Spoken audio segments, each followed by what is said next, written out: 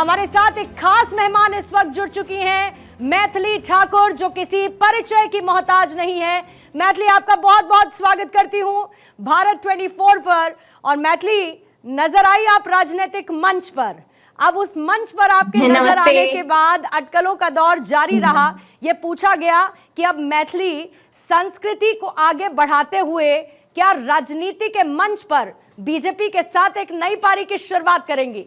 अब इसे मैं सहयोग मानूं, अटकल मानूं या भविष्य की सच्चाई के तौर पर देखूं?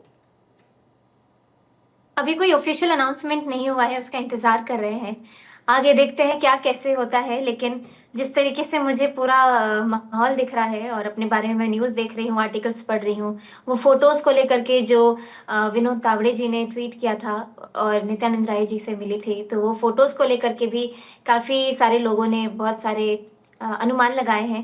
कहीं ना कहीं ऐसी बात चल रही है, लेकिन मुझे यह है कि ऑफिशियल पुष्टि हो जाए, उसके बाद क्लैरिटी के साथ इस पे मैं बोल पाऊंगी। मैथिली, आपका मेरा साथ बहुत पुराना है और आपकी जो ग्रोथ स्टोरी जी है उसको मैंने आपके साथ उस सफर को बहुत मजबूत होते देखा है। तो चलिए ब्रेकिंग न्यूज दे ही दीजिए ना, आधिकारिक घोषणा का ऐलान क्यों करना है? क्योंकि लास्ट में जाते जाते उन्होंने भी ऐसा ही बोला कि आपको जब पुष्टि होगी तो आपको फोन जाएगा, तो इसीलिए देखते हैं, भी इंतजार करते हैं। क्योंकि इस मीटिंग में 30 मिनट तक हम लोगों ने बिहार के बारे में बहुत सारी बात की, कि उन्होंने समझा कि हम लोग बिहार से दिल्ली क्यों आए और फिर क्या क्या ऐसा हो जो हम वापस बिहार में जाएं, और हम अपने राज्य के लोगों के लिए क्या कर सकते हैं, यूथ कैसे कोऑपरेट कर सकते हैं इस बार के इलेक्शंस में, उनका कंट्रीब्यूशन क्या हो सकता है।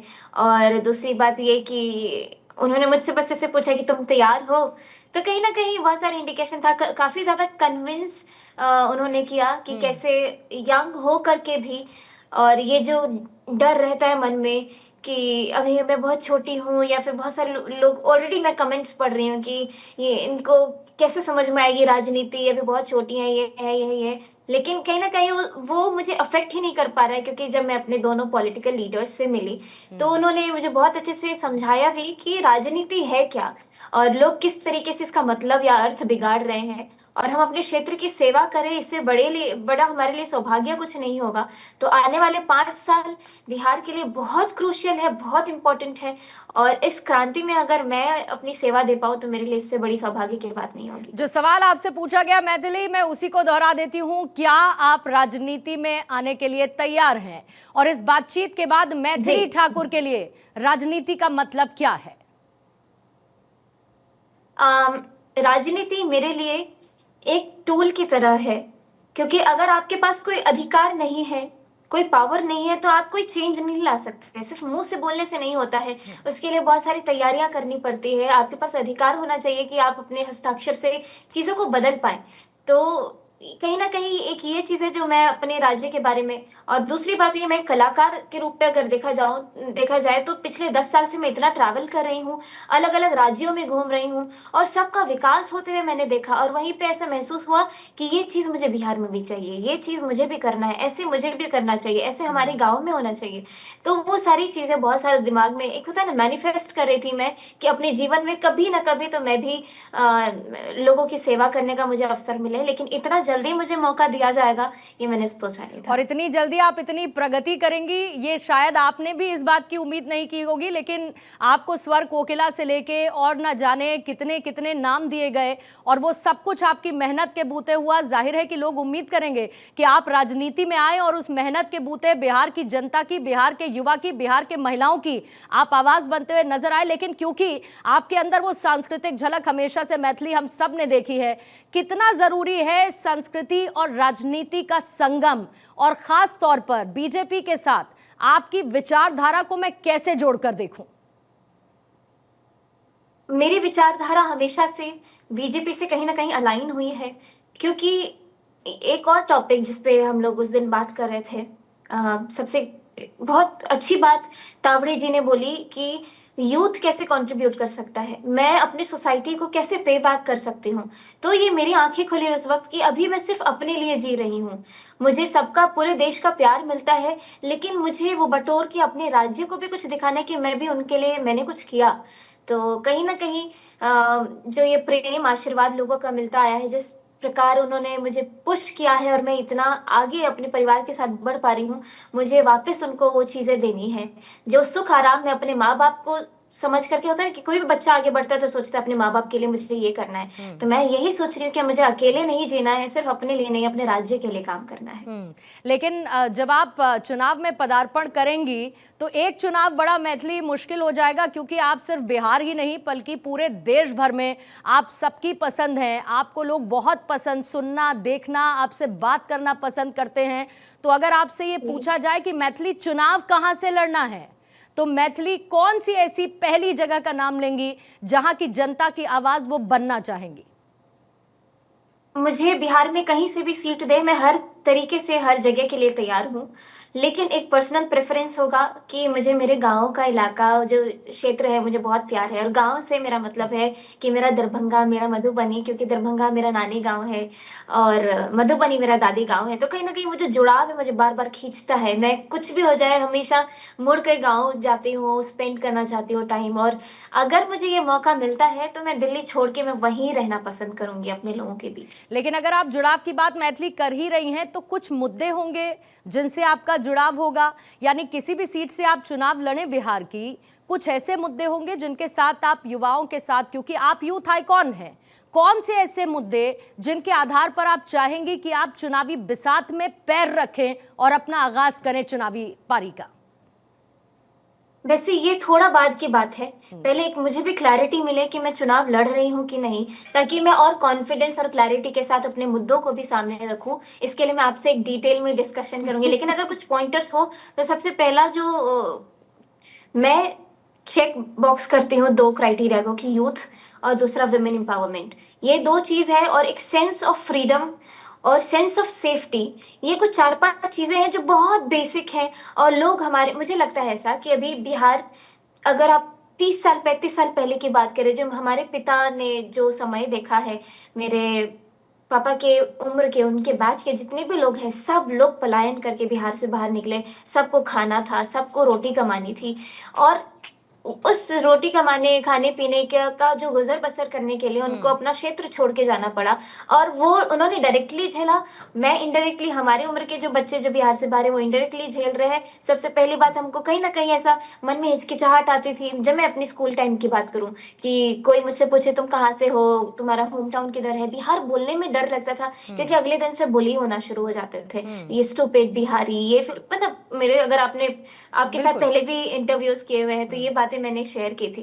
तो कहीं न कहीं वो जो मार जो इनडायरेक्टली हमने झेला है, अब वो नहीं चाहती मैं कि हमारे आगे वाली जनरेशन कभी झेले। जितने भी लोग बाहर गए हुए हैं, उनके वापस आने के लिए व्यवस्था करनी पड़ेगी। सिर्फ़ बोलने से नहीं होगा कि आप बाहर से अंदर आइए, अपने गाँव आइए।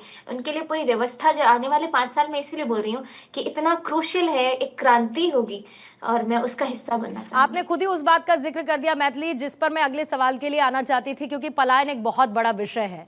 हालांकि बीजेपी अब ये कहती है कि पहले पलायन होता था तो डर के साए में होता था, पहले पलायन होता था तो क्योंकि असुविधाएं होती थी, लोगों के लिए रोजगार नहीं थे, लोगों के लिए मौके नहीं थे, इसीलिए पलायन की स्थिति। अब लोग अपने जीवन को शायद और बहुत बेहतर बनाना चाहते, इसीलिए मूव कर रहे हैं। आपने तो पूरी दुनिया देखी है, बिहार में पलायन को आप कैसे देखती हैं?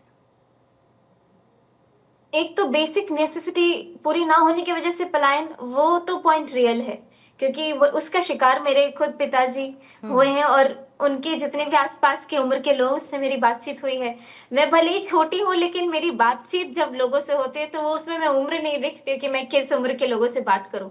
और दूसरी बात ये कि लाइफस्टाइल और बेहतर बनाने की बात करें, तो मैं ऑनेस्टली बता रही हूँ, ये कहीं से भी बनावटी बात नहीं है, और मैं काफ़ी समय से सोच रही हूँ कि दिल्ली से ज़्यादा बढ़िया तो पटना में आके रहने में लगता है, कि वहाँ का नाइट लाइफ इतना सुधर गया है, इतने सारे कैफ़ेज़, इतने सारे ऑफ़िसेज़, इतना सब कुछ, सारे ब्रांड्स जिसकी शॉपिंग करने के लिए लोग पागल पगलाए हुए रहते मरीन हैं, ड्राइव, सब कुछ पटना मुंबई में जाने ऑलरेडी की जरूरत अवेलेबल है। नहीं है, इतना खूबसूरत मरीन ड्राइव मरीन ड्राइव बन गया। और उससे भी ज़्यादा खूबसूरत है अपना जो पटना वाला है, क्योंकि आस-पास जो जो माहौल है ना, एक तो दूसरी बात कि गाँव से जो जुड़ाव होता है आपको, वो चीज़ आपको कहीं बाहर नहीं देखने को मिलता है, वो मन में बसता है आप।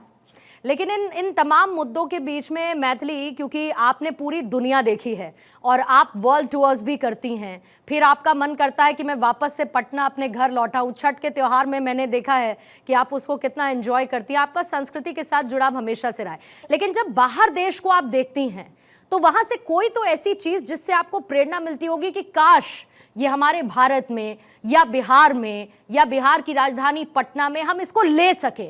बाहर की दुनिया में, बाहर के देशों में क्या ऐसा आपको प्रेरित करता है जो आप चाहेंगी कि आपके बिहार में भी हो? बहुत सारी चीज़ें हैं एक्चुअली, लेकिन वो सोचने से नहीं होगा। हम लोग के पास लोग ज़्यादा हैं और स्पेस कम है, तो बहुत ही कम जगह पे ढेर सारे लोग हैं।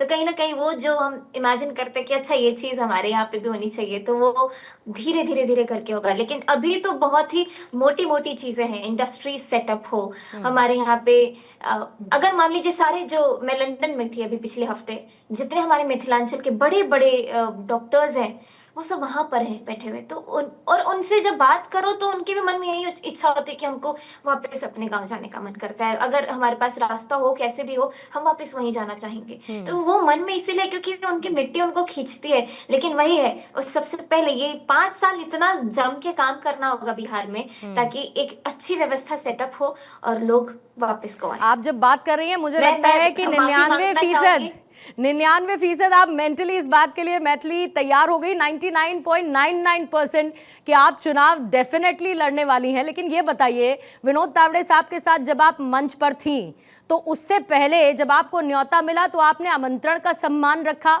या मन में कहीं था कि मैं इस पार्टी के साथ जुड़ना चाहती हूँ, देश के लिए कुछ करना चाहती हूँ, बिहार के लिए कुछ बदलना चाहती हूँ? बिल्कुल, मैं बहुत शॉर्टली जवाब दूँगी, एक और कॉल बहुत देर से है। कोई बात नहीं। तो जब हम इस मीटिंग की बात करें तो मुझसे पहले मन में ऐसा कुछ चल रहा था, मैनिफेस्ट कर रही थी मैं कि कुछ ऐसा हो जो मुझे कभी जाके, लेकिन मैं ये नहीं सोची थी कि इसी बार ये मौका मिल जाएगा। मैं भगवान से प्रार्थना करी और ऐसा हो गया। मैं बस यही चाहती थी कि मुझे अपने क्षेत्र में ये बदलाव चाहिए। मैं बिहार के अलग-अलग जिलों में गई, कुछ पार्ट बहुत खूबसूरत है, आप देखेंगे क्योंकि मैं हर जगह गई, तो मुझे कुछ पार्ट बहुत खूबसूरत लगा और वहीं अपने मिथिलांचल का एरिया कुछ लगा जो उसके नज़र में ऐसा लगा कि हाँ, इधर बहुत ज़्यादा स्कोप है डेवलपमेंट एक आखिरी सवाल मैथिली, क्विकली, जल्दी से। जिस दिन विनोद तावड़े साहब से मिलकर आई, मन बना लिया राजनीति में उतरूंगी, सबसे ज्यादा पहले माँ को गले लगाकर माँ ने क्या कहा और आपके सबसे छोटे भाई उनकी तरफ से क्या आया? सब लोग बहुत खुश हैं और बहुत पॉजिटिव है, सब लोग बहुत सपोर्ट कर रहे हैं। परिवार के लोग तो साथ हैं ही, मुझे देश और विदेश से भी कॉल्स और एसएमएस आ रहे हैं, बस कांग्रेचुलेटरी मैसेज और पापा जो सपोर्ट कर आपके रहे साथ हैं, हमेशा रहे, साथ हर घड़ी हर जगह। मैं और पापा हर एक चीज एक टाइम पे, सिमिलर टाइम पे एक्सपीरियंस कर रहे हैं, तो जो फील मैं कर रही हूँ वही पापा भी कर रहे होते। क्या आप ये कह रही हैं कि पापा भी राजनीति में आ सकते हैं? इसकी संभावना है क्या मैथिली? पापा खुद नहीं आएंगे, पापा मेरे साथ खड़े रहेंगे, ऐसा है। चलिए, all the best Maithili and thank you for joining us. Maithili Thakur को आप सुन रहे थे, बीजेपी के मंच पर वो नजर आई और ये मान के चलिए कि मैथिली चुनाव लड़ने वाली है। सिर्फ और सिर्फ आधिकारिक पुष्टि का इंतजार है, आधिकारिक ऐलान का इंतजार है और बिहार की सियासत में संस्कृति का ये चेहरा राजनीतिक मंच पर बीजेपी की तरफ से बहुत जल्द लोगों के सामने होगा।